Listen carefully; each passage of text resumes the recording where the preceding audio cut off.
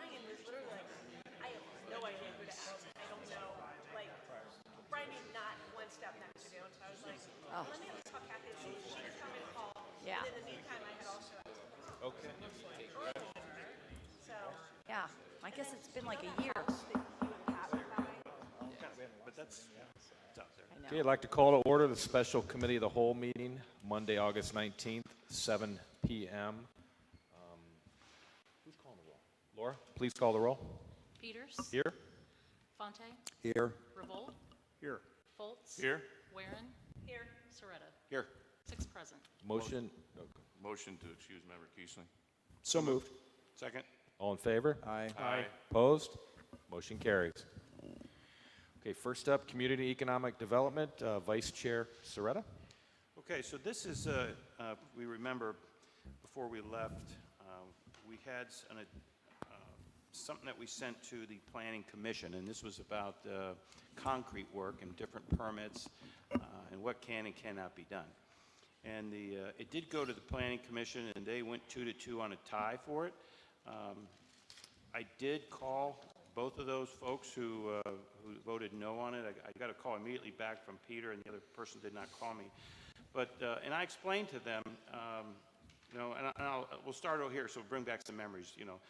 We got a group of contractors together because we were hearing for so long, that North Kent is not the place to do work and build, and we were getting a pretty bad rep. So we did a nice job of the administration. We set up a meeting with a few different contractors from our community, and they were Ray Pucci was the concrete, Greg Koth, and John Pavlis, who most people know here, Todd Michaels, who does renovations, and Dave Matthew from Dave Matthew Supply. It seemed to be a good kind of variety of folks that work around here, and many of them are from here and want this community to succeed. I would think all of them would.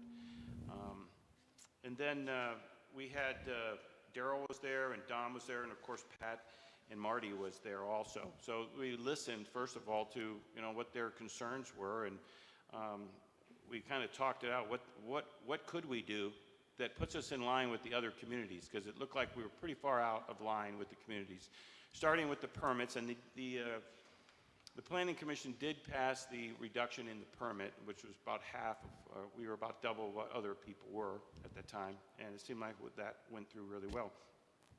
So as it was given to the Planning Commission, when I talked to the individuals, basically the one said that he really didn't quite understand it, and he's not going to vote yes on something he didn't really understand. They were just starting this whole Mike stuff, and there was a lot going on. He really couldn't hear and understand, and he understands exactly where we are on this, and he's for us creating that. The other individual, just by looking at the notes there, and it looked kind of like the same thing. He understood what we were trying to do. I think the biggest concern was he didn't want a whole backyard of concrete and somebody doing something that was out of line with what we would want as far as setbacks and so on, because this whole kind of plan on it, you can redo what was there without getting a permit,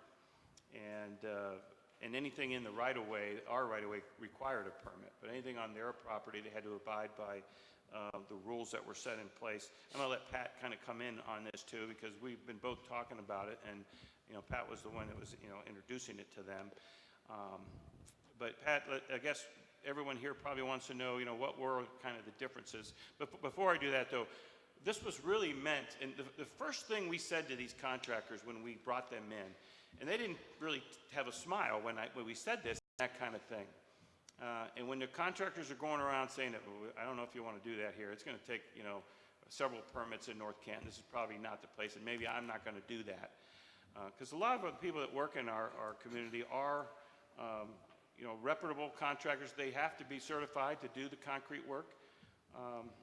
And the last thing we want is people on weekends and after hours doing this stuff because we make it so hard for them to do. Okay, Pat, I'm sorry things I wanted to make sure I did say. No, I think you did a very good job covering that. We tried to make it a point to members of the Planning Commission to understand that their concern about the quality of the work, which we're all concerned about, but the regulations that were in place we feel were driving the quality down, because it was inviting contractors into the community that weren't of the best standards, that didn't have the best business practices, and as a result did perhaps shoddy work. And consequently, what is happening at other communities, and communities don't require permits for work that's being done on your private property. Your batteries? Is it No, your batteries? maybe I'm just not close enough. There we go. So what we were explaining is that there's still requirements for zoning. I mean, you can't have 100% of your yard be a driveway in the front. There's still zoning requirements, a 5-foot setback from your property line if you're expanding your driveway. There's still those elements to it. But as far as you putting in your sidewalk from the front sidewalk up to your front porch, that's private property, and what type of cement or work that you want done is just an agreement between you and your contractor. It shouldn't involve the city. And they understood that, but just respectfully disagreed. Questions from discussion? How do you guys feel about this? I believe it's the right thing to do. We want to be more cost-effective, efficient, and it's not only the cost and having good quality contractors that understand the rules and the zoning, but it's also efficiencies to get these jobs approved. We used to have to, on a 40, 50, 60, 80 square foot job, it takes 2 days to get it done, and then the rain comes. So time's money in the construction business, so you have to be real quick and efficient, as well as pulling the permit, having to reinspect and all that. So I think if it's within the footprint with the right contractors that know what they're doing and they follow the rules and work during regular hours, not moonlight, I think it's the way to go. So I'm all for it. I agree, Mark. I'm for it as well. I would be a lot more comfortable once you've had that conversation with Member Dalpays. And who else? You've already talked to Peter? Peter, right. Okay. So you get him on board and get him on a comfort level that he understands it at least. But yeah, I'm all for it. I'm all for I moving think they forward. both understand the whole process. They just needed some more information Yeah. on it. And yes, Doug? Yeah, I'm on for it too. I think the only concern I have, and that was addressed, and Administrator DiOrio addressed it too, is you don't want a situation where someone on the weekend decides they're putting a double driveway in, or they're pouring concrete right on their property line, and that's happened. Then you have neighbors point and said, well, they did it down there. I want to do it here. Why can't I do it? There needs to be still some regulation with the setbacks.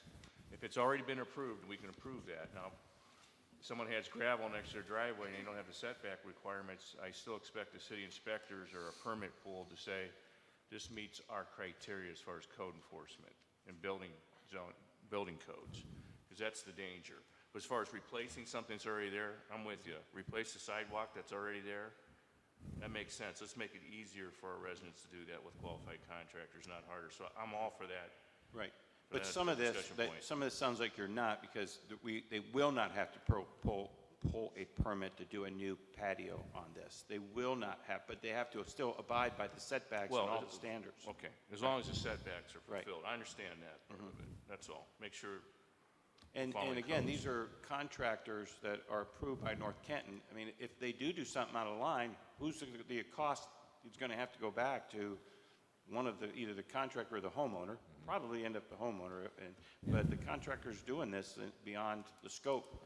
The good contractors, hopefully the ones that will sign up for us and get approved, will be the ones that know the information. Yes, you. Daryl. Marty or Pat, how many replacement driveways are we doing a year? What do you think? Ballpark it? I don't believe we do all that many. I mean, that was one of the concerns, or questions rather. Right. So the point is this: we're talking about making a change that is only going to impact a very small number of projects. That's it. Marty, what do you have to say about the whole process of the changes? Do you see an issue on it? I mean, you're doing this. This is where you're a professional. Yeah, one of the things I believe that's worth clarifying here is we're talking about zoning clearances or zoning permits in regards to sidewalks and driveways. The setback requirements, that's a very good point.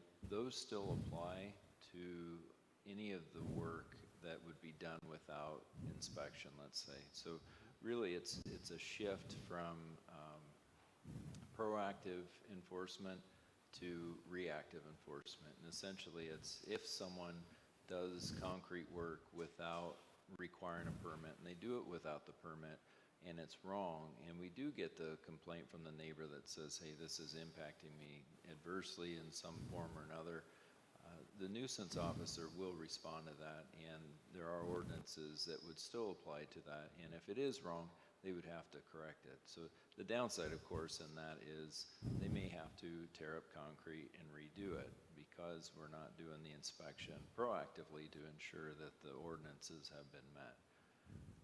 So that is a shift. It does streamline the process for a majority of these projects coming in. Again, I think the point was made, most of these are done by contractors that are licensed and bonded, well, they're supposed to be anyway in the city. So they're familiar with the requirements, and I do have to suspect that some of the regulations have encouraged an underground type of work where we are getting some of the work without permits. Now, of course, we're not seeing that outright, so I don't know how many of those are or if it really is the case, but it's certainly one of the concerns. The other thing is, if they wanted to get a permit, we would still honor that request and issue the permit at the same fees as, though we weren't waiving those permit requirements. So that's an option as well. If someone did want a peace of mind to say, I want reassurance that this concrete going in is going to meet code, we'll still do that for them. It's just not a requirement of the ordinance if the proposed language is adopted. So will this put us in line with other communities then, as far as?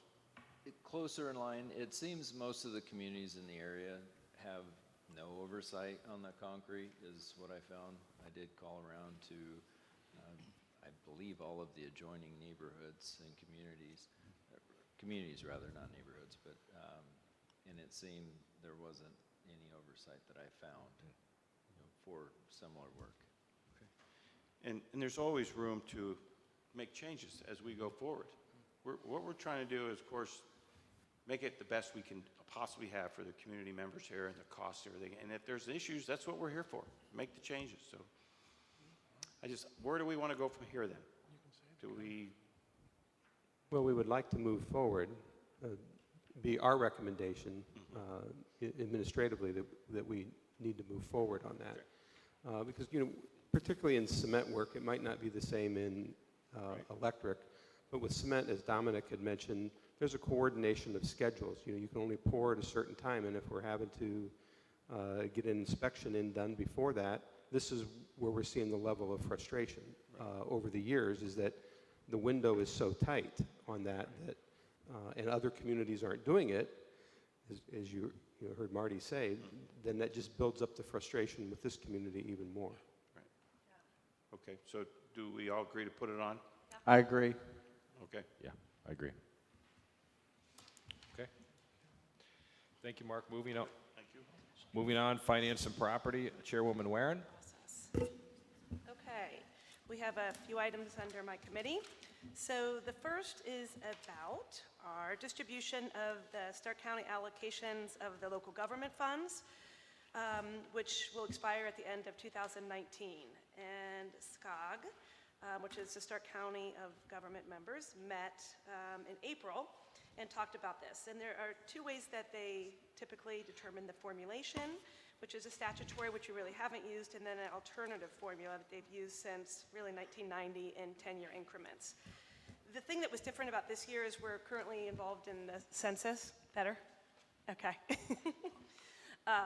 Currently involved in doing a census for our community, and then a little bit about the valuation for tax years 2018, collected in 2019. And at this point, we still have some people who are looking at those reappraisals and who have come before the county board looking at disputes. So what was recommended at this meeting in April of 2019 was that we do a 3-year extension on this, and that the SCOG board voted and said that they would hope that all other councils would typically go in favor of this. So that's what I'm proposing. And Laura, do you have any thoughts, concerns? I don't. It seems pretty reasonable Yeah. to line something up with the census so we have good population data rather than being off from that every 10 years. Yeah, and they said from now on going forward, that's what they would end up doing, so. Okay, if there aren't any other questions, we'll move forward with that. We're good with that. And then the next one, so B, an ordinance authorizing the mayor of the city